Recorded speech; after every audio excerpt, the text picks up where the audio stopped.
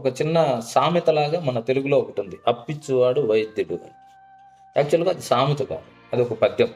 అప్పిచ్చువాడు వైద్యుడు నిరతము పారు ఏరు ద్విజుడు చొప్పడిన యూరు నుండుము చొప్పడకున్నట్టి యూర చొరకము సుమతి.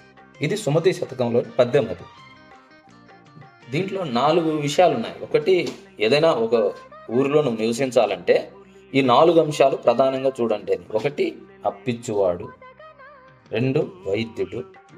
3, నిరతము పారు ఏరు. 4, ద్విజుడు. అప్పిచ్చువాడంటే ఇప్పుడు యాక్చువల్గా దీన్ని అర్థం చేసుకోవాలంటే ఇది ఈ పద్యం రాసినటువంటి కాలమాన పరిస్థితులను ఎప్పుడు అనేది ఒకసారి మనం గుర్తు తెచ్చుకుంటే అది 13వ శతాబ్దం, అంటే 12వ శతాబ్దం 1280-90 ప్రాంతాల్లో సుమతి శతకం రాయబడింది, కాకతీయుల కాలం.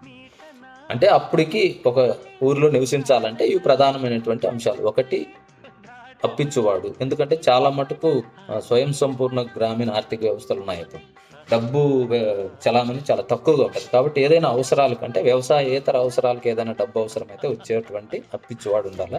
2, వైద్యుడు ఉండాలి. ఎందుకంటే మనిషి అన్న తర్వాత రోగాలు ముఖ్యమే, వ్యాధులు ముఖ్యమే. కాబట్టి వాటికి నయం చేయడానికి ఒక వైద్యుడు కూడా ఉండాలి.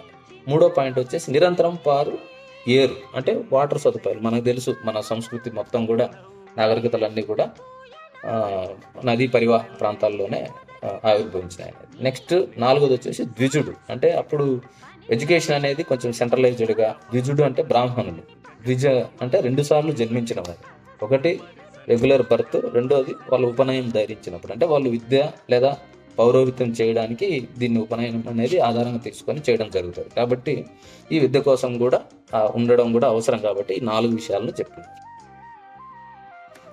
ఇప్పటికి కూడా అంటే ఉండాల్సిన పరిస్థితులలో ఏమీ మార్పు రాలేదు.